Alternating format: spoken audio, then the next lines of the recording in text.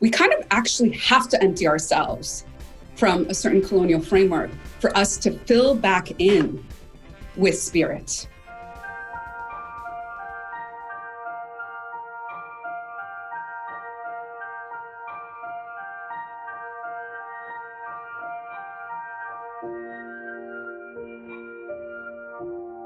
Just be here now.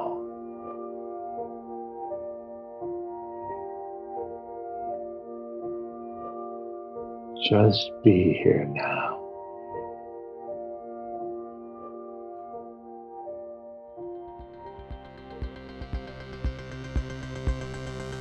Welcome to the Set and Setting podcast with Madison Margolin. As a journalist, Madison has spent years exploring the intersection of psychedelics, cannabis, and culture. This podcast brings together thought leaders from today's psychedelic renaissance to talk about the role of psychedelics in our inner and outer lives. You can support this podcast and find additional resources at BeHereNowNetwork.com/Madison. Hi, everyone. Welcome back to the Set and Setting podcast. We have with us today Maytha Alhassen. She is a writer and producer on the show Rami, a former TED resident and current fellow with Pop Culture Collaborative, author of the book Demanding Dignity, Young Voices from the Front Lines of the Arab Revolutions. And she also serves as a Harvard Religion and Public Life Fellow. Thank you so much for coming on the podcast. Thank you for having me, Madison. Of course. So, I wanted to start off with just your background. Like, how did you get to where you are today? You have so much sort of eclectic experience that we just read off in your bio. So, from being a Harvard Religion and Public Life Fellow to writing on Rami, how'd you get here? It's usually a pretty long answer, so I try to figure out how to make it a little bit more succinct. I grew up in Southern California in the 80s during a time, this is a pre-9/11 moment, when people from my community, Arab Syrians, were either very invisible or hyper visible when we're thinking about media. So I, as a young child, very much was affected by the sheer absence of our stories in popular culture or public discourse, and especially ones that had an intimate knowledge about our community.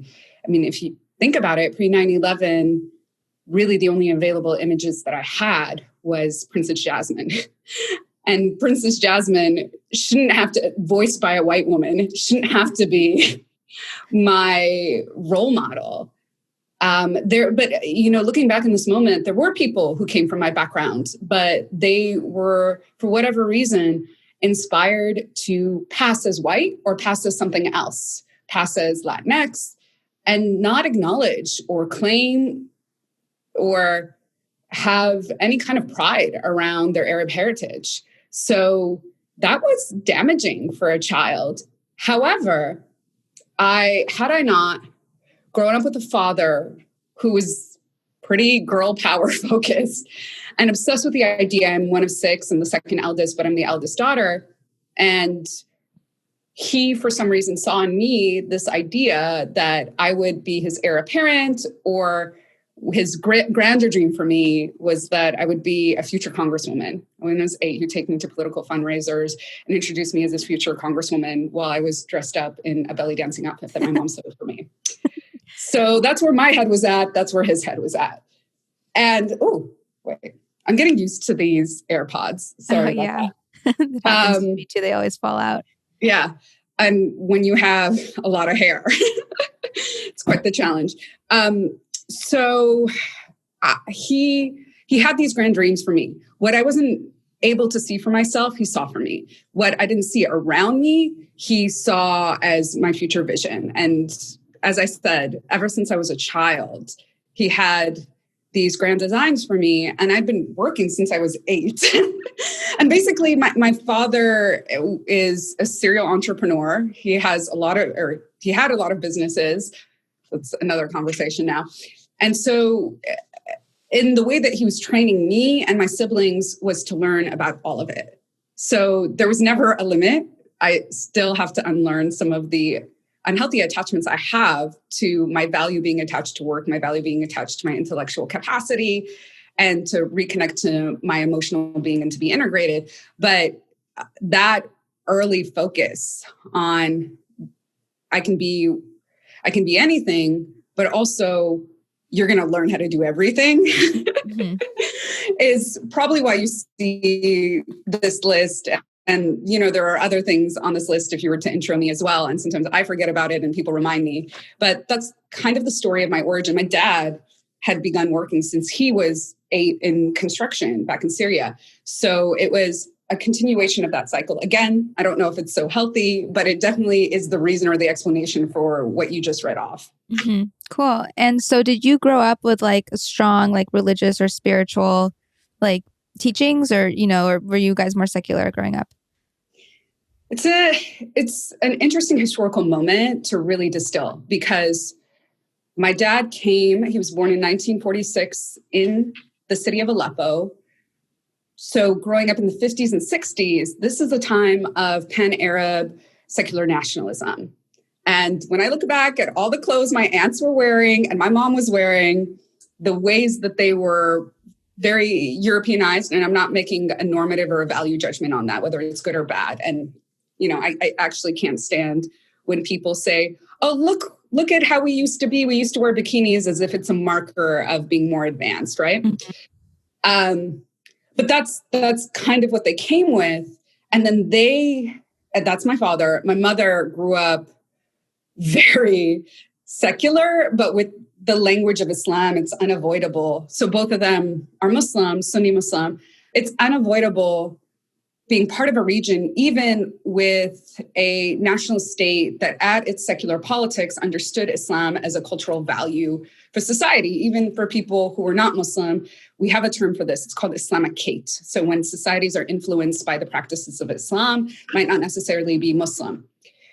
So my mom grew up in these aristocratic circles of Arabs in elite boarding schools and summering in the south of France. And her father, when I was 16, tried to force feed me whiskey. So that's kind of the world. And they knew the language and the sayings. However, for both my parents, I started to realize once I got really into studying my faith tradition or the tradition I grew up in, they were taught a very mechanical version of it.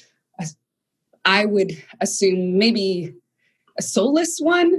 They might find a soulful connection. I don't know. I'd have to ask them. But for me, it felt very soulless to be told these are the performative tasks that you must do, are part of this regulatory system for you to be Muslim enough or for you to practice Islam.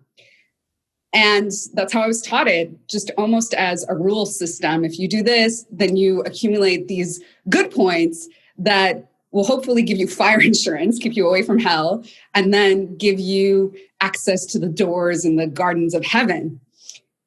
But also another layer of this is because they had such a secular relationship to it, and they came to the States. My mom came in the 70s, my dad came in 1968. They didn't grow up in American schooling. So they're sending their kids to school and they don't know, drop them off at 8 a.m., pick them up at 3 p.m., 4 p.m. They don't know what's happening for those hours and what their children are being exposed to.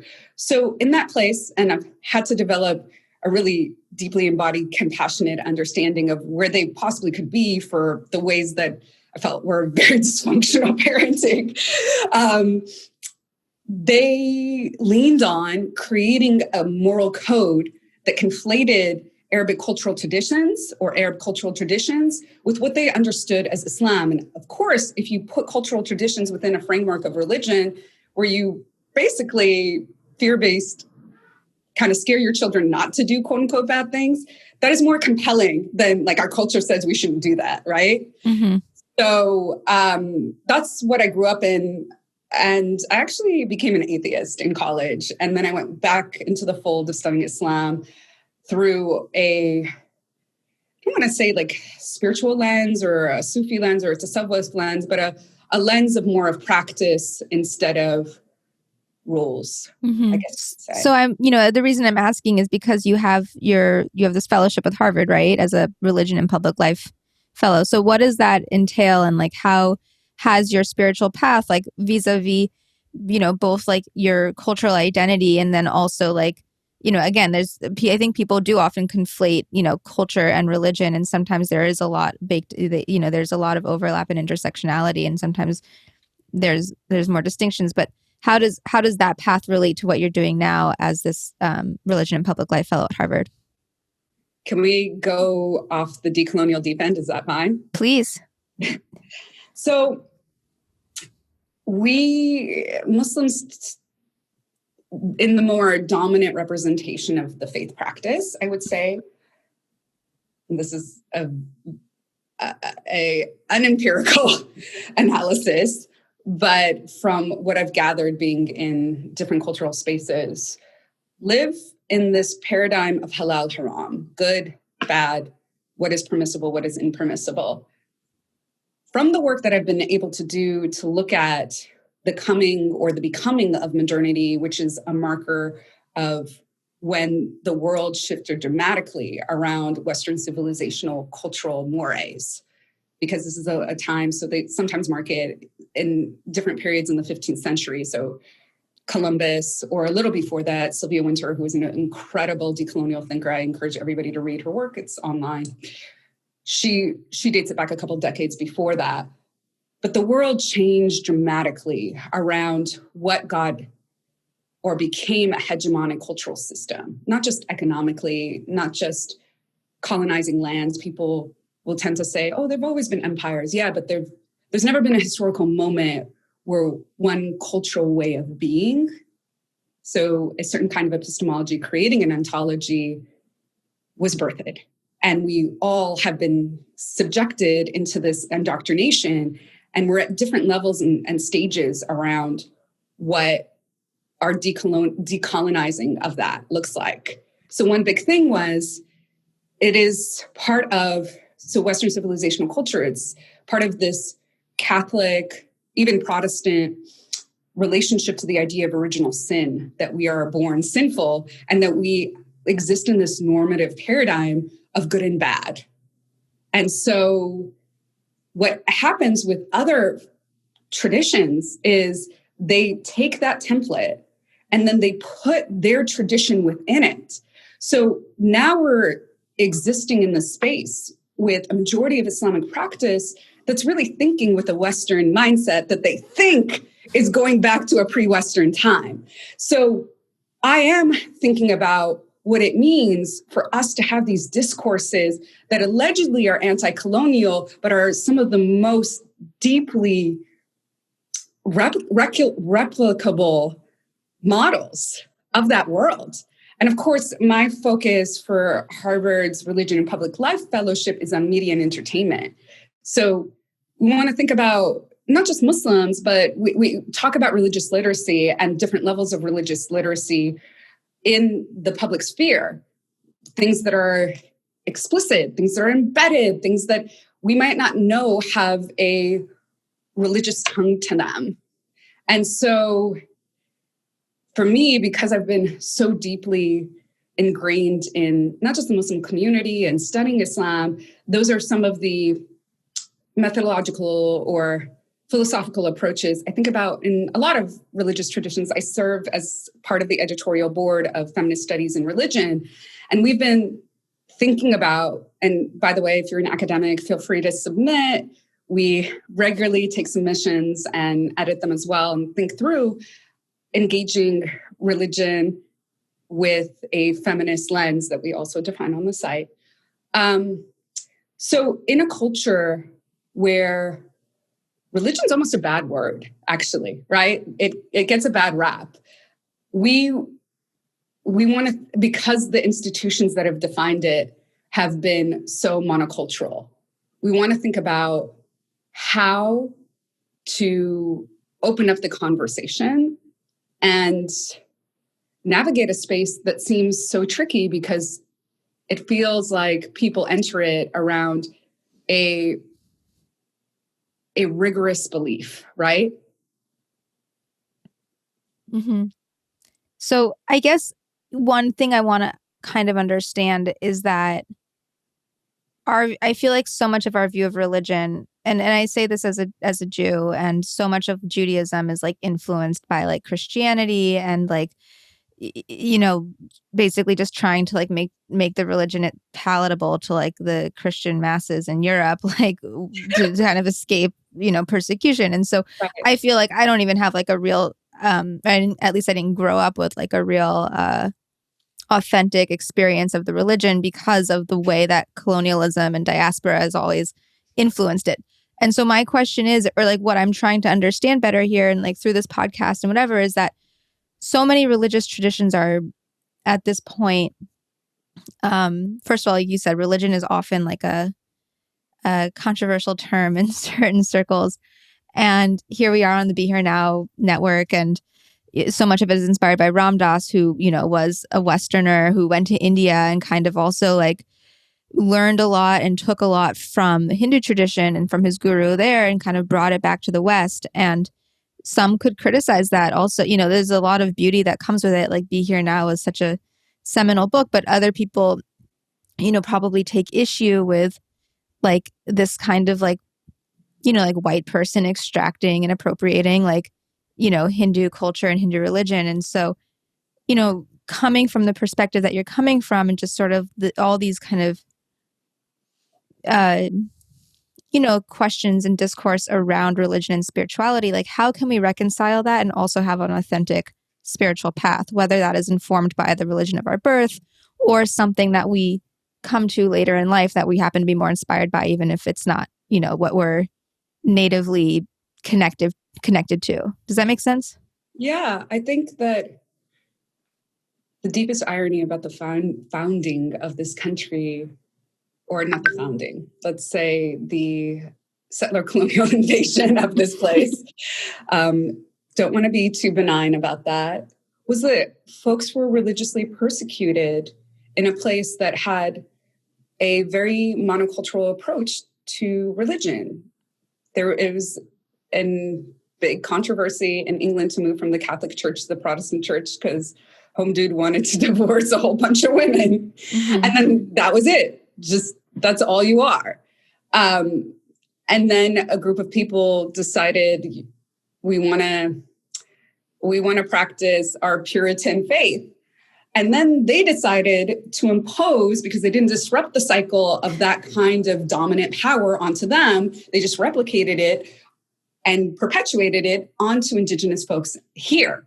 But also, I think it takes us, going back to this issue of modernity, takes us unpacking why people would do that to other people, because modernity says, or part of the system of beliefs, is that really one dominant culture prevails. And so if you operate in that zero-sum game and you don't disrupt the colonial programming, you're right to do that with a land that had so many different spiritual traditions that people observed, practiced, sacred stewardship, that differed. I mean, there was a reverence for the land, for earth, for the multiverse, for each other, but there were different ways of practicing it. And the thing about just that sort of replication is that and I love that you sort of started out with thinking about your own relationship and thinking about Ram Dass, right? So Ram Dass is part of a movement because guess what happened? Puritanism, this relationship to faith or relationship to a system of belief that really eviscerated a connection to the soul and to feeling. I mean, they're part of a society that was very focused on the mind as the only way of knowing the world. I think, therefore I am. That's Rene Descartes, right? And that informed modernity, that informed this Western cultural system. So now we're dealing with, a couple centuries later, especially in the 19th century, and then in towards the early 20th century, people in the West saying, I feel empty. And then I'm getting exposed to Muslim spiritual traditions or Islamic spiritual traditions, and I'm getting exposed to Hinduism. I'm getting exposed to Buddhist tradition. And there were movements, actually, like the the perennialists. The perennialists, there are so many authors in America that decided that they would study the spiritual, esoteric, Eastern mystical traditions. And there was a lot of occultism that was also emerging because they felt that. And I think that was a certain era. And now we're in a different iteration. And we can say that that happened because of those reasons. But now what is a decolonial way to think about our relationship to a spiritual, soulful tradition? And, we have a friend in common, Hadar Cohen, who is exploring the Jewish mystical tradition from a really decolonial feminist perspective. And that's, I think, happening across the board with folks that the outside things inspired us to get out of the Western framework, right? But now we can re-inhabit, or, I guess Western's kind of a hard sort of abstract term. Some people call it North Atlantic, or again, modernity, I think, is a perfect term because we can think about like what the world sort of created. And so now we're inspired to say, okay, we kind of actually have to empty ourselves from a certain colonial framework for us to fill back in with spirit. We always talk about purifying the soul so that spirit can rush through. So, as you're saying this, I'm thinking about, a lot of the time on this podcast, we talk about psychedelics. And psychedelics are sort of this, for lack of a better term, I'll say equalizer. In that they can engender within any person, whether you're an atheist or you're, of any sort of religion or whatever, like they can engender some sort of like mystical experience. Like that has been studied by psychedelic scientists at Johns Hopkins, at Harvard, wherever. And it seems like the conversation around psychedelics and psychedelic-induced mysticism is kind of when you talk about like decolonizing our relationship to religion and spirituality and kind of cleaning the slate and then returning to it from like a different place, psychedelics also can sort of be part of that process to me because, again, they're like, there's two ways to look at it. One, you have plant medicines that are steeped in, different indigenous traditions for, as long as humankind has been around. But then you also have things like acid or the synthetics that like is available to anyone, like minus, aside from like sort of like the cultural stigmas that we got from the 60s and things like that, like minus like having to, minus like appropriating from any particular tradition. And so, the question becomes like, how is it that, the psychedelic experience today can really like open people up to spirituality without necessarily having to attach it then to like, a whole host of traditions. So yeah. I don't know. It just kind of, maybe I'm not asking a question as much as making a comment here, but it felt relevant to bring up just in terms of, again, like people coming to spirituality, like after having been through a process maybe of like, veering off from like the religion that they grew up with or something like that. Yeah, I do think, and just to be fully transparent, I have not done mushrooms. I've like microdosed and that's it. So I can't say for sure what that world feels and looks like for people and what that experience feels and looks like. And I've not done acid. So what I would say though, especially just surveying the social practices or the cultures that emerge from it, is that I think that is a beautiful opportunity to feel ourselves connected. That's what spiritual traditions hopefully will produce, that connection to soul, that connection to other people, that connection to Earth. All of life. Yeah, all life. And then connection to something beyond life, right? And of course, just studying fungi, studying mushrooms. The thing about the plant medicine, if you look at different spiritual traditions, is it is done so in a container. And I think that is still what is missing. And I don't want to force or impose a religious framework or a religious institution or a religious order. And I'm not saying that that's necessary either. But in place of some sort of spiritual community, convening container, what you end up having is capitalism and consumerism and that relationship to that thing. And so I've been seeing like, wow, explosive opening, but how is it that like the people who are like do this are still obsessed with Elon Musk, right? Like that should tell us that that's not working, you know? Right. Like, and so it's a beautiful inland. And I think that what I've hopefully been saying and what we're talking through is I look at things iteratively. So there are these transition moments. And so I've been thinking a lot about what it means to create communal, cooperative, spiritual life for folks so that we feel accountable to each other in the process of connecting to each other. So, when you talk about a container, one thing that comes to mind immediately is ritual and embodied practices.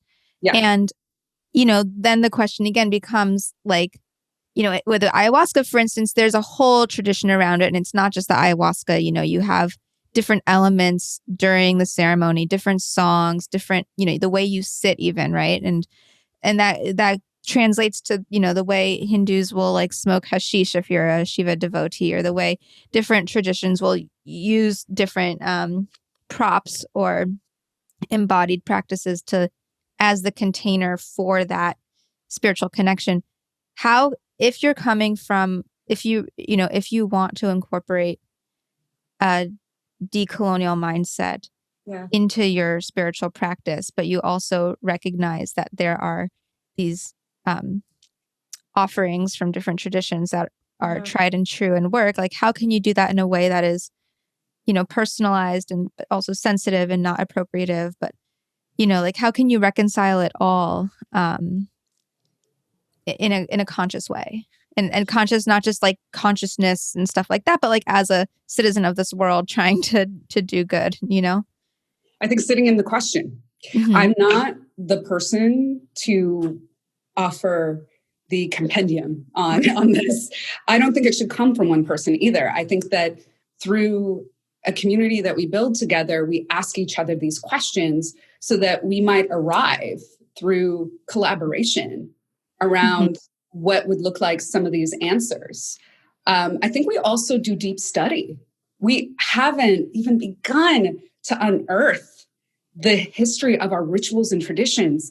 I get asked frequently about, because I write and I think about and I study the history of women, or the femme, I call it the feral femme, the wildness that exists. I love that.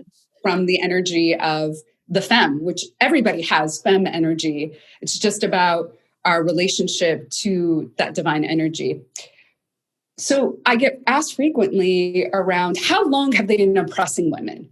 And that's not really the right question, because we're taking it from people that created a archive in the 19th century or the 18th century. And so we actually have to decolonize the archive to know what our practices were. And that's such a long, committed study. And I also think we do need to do that in community, because we are in another part of this wellness industry is the individualism that is also reproduced through capitalism. And so the self-care industry. The what? The self-care and mindfulness industry. Oh, yeah. And so, I prefer saying well-being or community care. And of course, you don't have to lose yourself in this process. But if you're not thinking about yourself in the web of social circles, relationships, and the earth, then it's going to be very tempting to believe what your ego tells you, right? Because you're sitting with it the whole time and you think, look, my ego got me here. It must know some things, right? But I think what I've done, or what I've been thinking about, asking the same question, because how do I go into these spaces and tell people or offer this critique and then not think about like what guidance or direction to also point people to, is sitting with people, and not appropriatively, but just in ways that you can uphold the continuation of their practices, right? And that doesn't even mean you have to participate. You just have to say, like, I'm in Tongva Chumash land. What do I have to do to make sure that those practices can continue because they will unearth so much for all of us. Or for folks who have come here forcibly enslaved, what are the ways that we can create space for Ifa, for Yoruba practices, for ones that emerge from resisting the colonial structure and resisting slavery, like Condomblé. So I think those will be our teachers.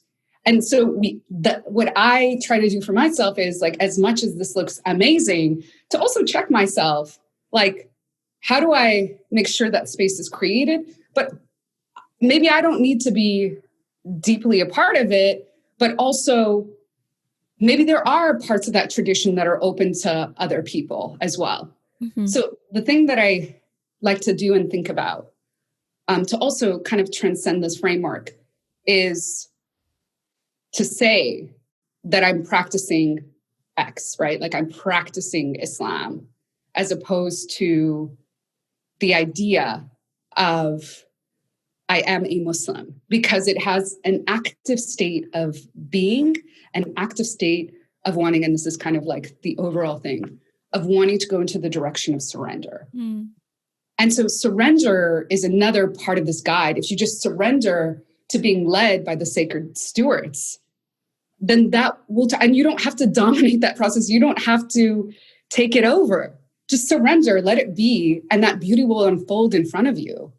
Wow. I love that. That, that was going to lead me to my next question, was just, I try to ask this of all of my interviewees, but, you do so much in the world, right? And what I would like to know is, like, what spiritual practices do you have that really nourish you and allow you to then go out into the world and do this work? And you talked about surrender, and, Ram Dass's whole thing, of course, was like, how do you be here now? And, what is your practice? Yeah. Just a new practice popped into my head just thinking about that. I didn't even realize. But for the sort of typical things, I've been trained in trauma-informed yoga with a really somatic approach. So I basically try to do rituals and practices that get me in my body in an integrative way. And I realized that talk therapy, I haven't done a lot of it. I just did an intake session. I'm already a super brainy person. I already have an overdominant cerebral processing power that I've realized I can talk people into places that I'm comfortable engaging, as opposed to, like, how do I just open up the vulnerability within me? And that's part of those practices, right? And so things that are embodied really work profoundly for me. Dancing, belly dancing, as I mentioned, or we called it raqs. That gets me into a space of, the times that I felt so connected in the surrender to the moment have been when percussions are going, I jump up on a bar table or that sort of ledge and just get taken over and dance and let my hips just unfurl. Mm-hmm.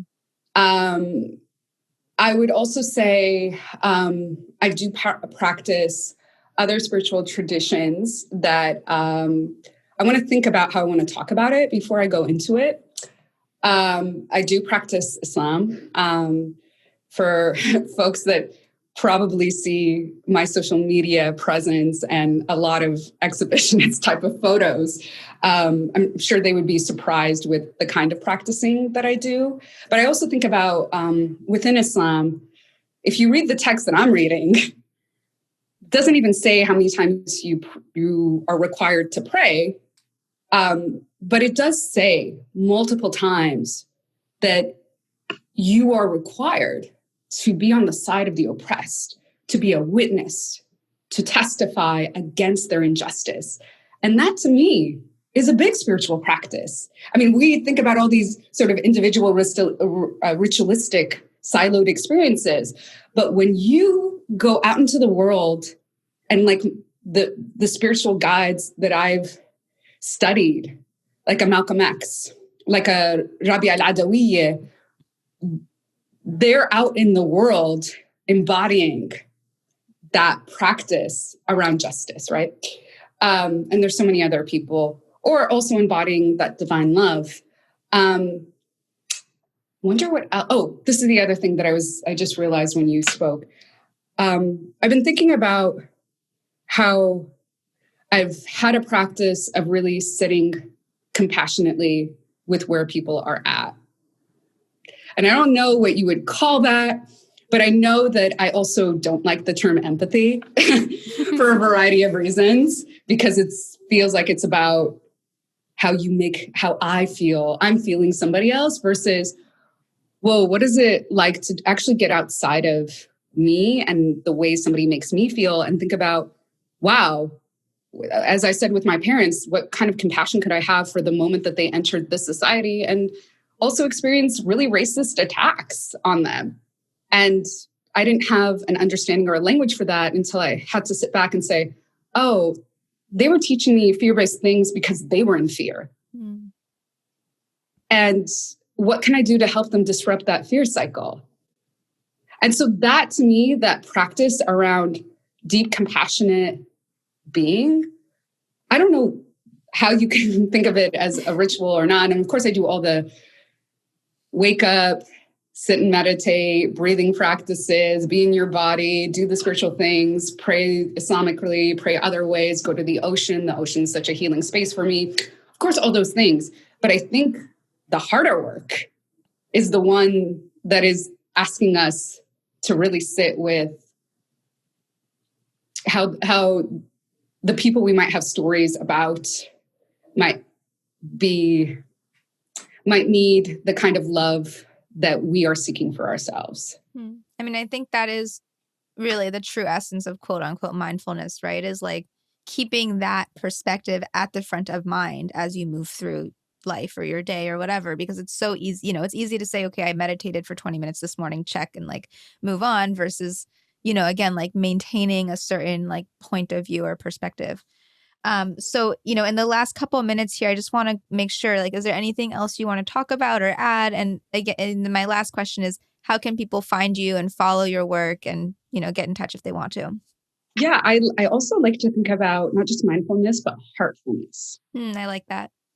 Because I think, again, of course, we're going through our days, sometimes through the motions, stuck in the future, reliving our past, and it's hard to surrender to the present. So how can you be mindful for the moment? But again, being part of a structure of modernity or an epistemology that created such a heavy focus on the brain and the mind as the way of being in the world, I think that there is a necessity to engage and integratively in a holistic way a lot of other things in the heart, the feeling.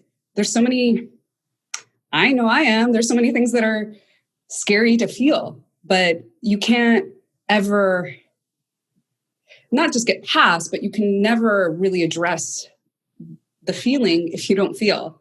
So I think that's actually a big crisis moment where we're splaining around with our reptilian brain's instinctual fear-based responses that we sometimes read as emotional reactions, but we're not actually very much engaging in the feeling space or calling it a heartful practice. That way, I don't mean it to overgeneralize, but what I'm basically saying is that there's the mindfulness, there's the heartfulness, and then there's the divinefulness, right?